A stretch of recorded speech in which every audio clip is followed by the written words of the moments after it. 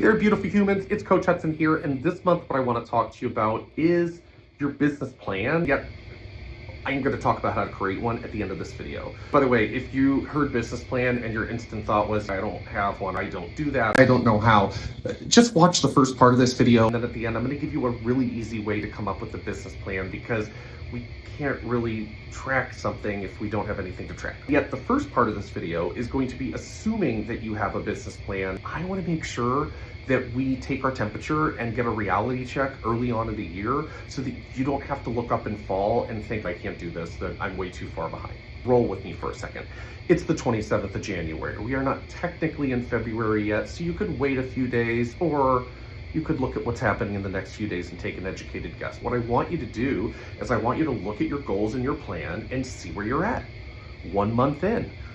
Easy math. Let's say that your goal was 36 closings this year. You should have 3 closed by this weekend.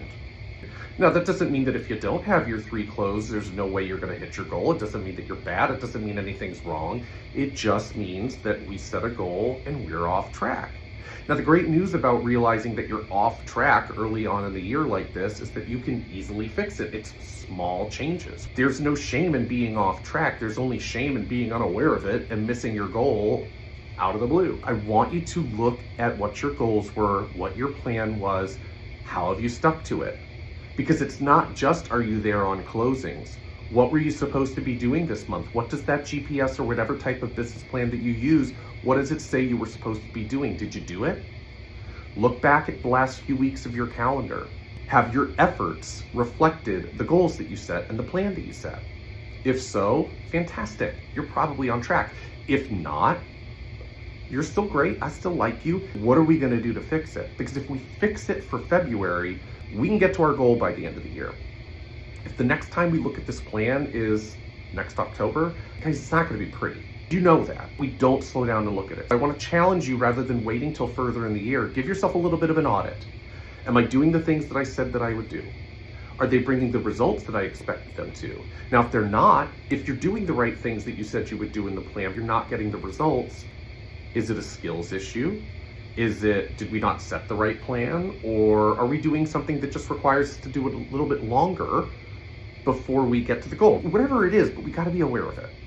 As you do this, as you audit yourself, if you find yourself confused, I want to be a resource. You can reach out to me. We can go over your business plan. Can I spend hours with you? No. Can I spend a few minutes with you, probably troubleshoot and really help you figure out how to fix it? I'm happy to do it. I would love to do it.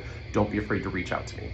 Do an audit on where you're at. Be honest with yourself. Don't beat yourself up. There's no point in doing that. Yet we want to figure out where we're at so we can adjust if needed. You might be ahead of the game.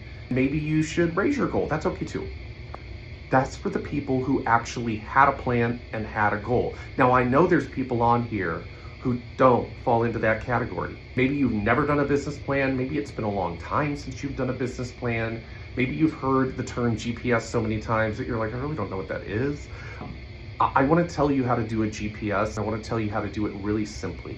First of all, GPS is its goals, priorities, and strategies. Goal, priorities, and strategies. The idea of a GPS is that you have one important goal. Now, that doesn't mean that there's not outlying goals that might be effective. You have one goal. You can use GPS for anything. Like, you could have a health goal that you created a GPS for, or a wealth goal. We're going to talk about your business today. Your goal, the G of the GPS, should be a financial number. It should be the amount of money that you desire to make this year. You can also do your GPS in 3-month stretches. If you are somebody that likes to follow the idea of the 12-week year, I'm cool with that too. If you have one goal in your business, it should be a GCI number. Now, again, you can base that off the net that you need, all of that. It should be a gross number of income that you need in order to hit your financial goals. Now, the P, especially if you were around back in the day when we called this a 1-3-5, part of the reason we've gotten away from that is that you might have 2 priorities to get to your goal. You might have 4. You don't need 17. You might have 2, 3, 4 priorities. The priorities are the how. How am I going to get to my goal? One might be sphere and past clients. One might be geographic farming. One might be some sort of niche that you're in. Maybe you are a divorce specialist. Think in things like that. not a to-do list, not a task list. What are my 2, 3, 4 main arms of business? What are the lead generation methods I'm going to use in order to bring in the business so that I can hit that financial goal? You'll have 2 of them, 3 of them, 4 of them. You don't want more than 4. I'm telling you right now, you do not overcomplicate this. You want to be a master of a few things, not a jack of all trades. From there, you get into the S, the strategies. Very simply, those are the things that you're going to do within that area. Again, to stick with my examples, what are my strategies? What are my action items that I'm going to do on a regular basis, often a recurring basis, within my sphere, within my geographical farming, within my whatever else said, a divorce specialist? What am I going to do? What are the action items I'm going to take? Those strategies should also have some finite numbers to them. Whether it is a specific amount of contacts or mailers, there should also be a number in regard to cadence. Is this something that happens over and over again? Some of them might have something that is a one-time event. That should have a due date. For example, maybe within your sphere, in order to help you better communicate, you want to put everybody on the DTD2 system. Cool. When are you going to have everybody tagged for your DTD2? Is it by the end of February, by the end of March? There's no right or wrong.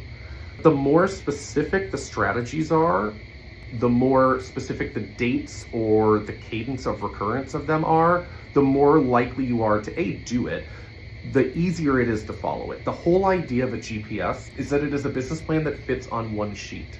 It's something that should be in front of you, that you should be in relationship with. It's something that should almost kind of live rent-free in your brain, because the idea is that you can be on the same page as one page.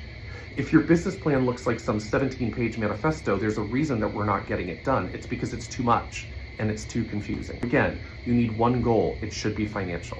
It should be an income amount. You should have 2 to 4 priorities. What are the main methods of lead generation that I am going to use in order to hit my goal? Each of those priorities should have anywhere, you might only have 2 or 3 strategies, you might have 4 or 5, maybe 6. Don't go deeper than that. Again, this should not look like an insurmountable thing. Chunk it down to what is most important. I'll extend the same invitation. If you struggle with this and you have questions, again, can I give you a full-on business planning clinic one-on-one? No, I can't do that. I don't have the time to do that. What I can do is I can text with you, I can message with you, I can jump on the phone or jump on a Zoom with you for a little bit. I can help you troubleshoot this. My goal in these videos to you guys is to make sure that more and more of you are hitting your goals and living that life by design. So if you've got questions on what to do with that audit of where you're at 1 month into the year, reach out. If you have questions on how to actually get a plan in place, reach out. I got your back. We'll get through this together. Either way, regardless of what you find 1 month into the year, there is no reason to write off 2026 yet. So don't go there. There is no reason to do that. We're going to adjust. We're going to adapt. We're going to hit our goals. I appreciate you guys. Have a great day. Let's rock 2026.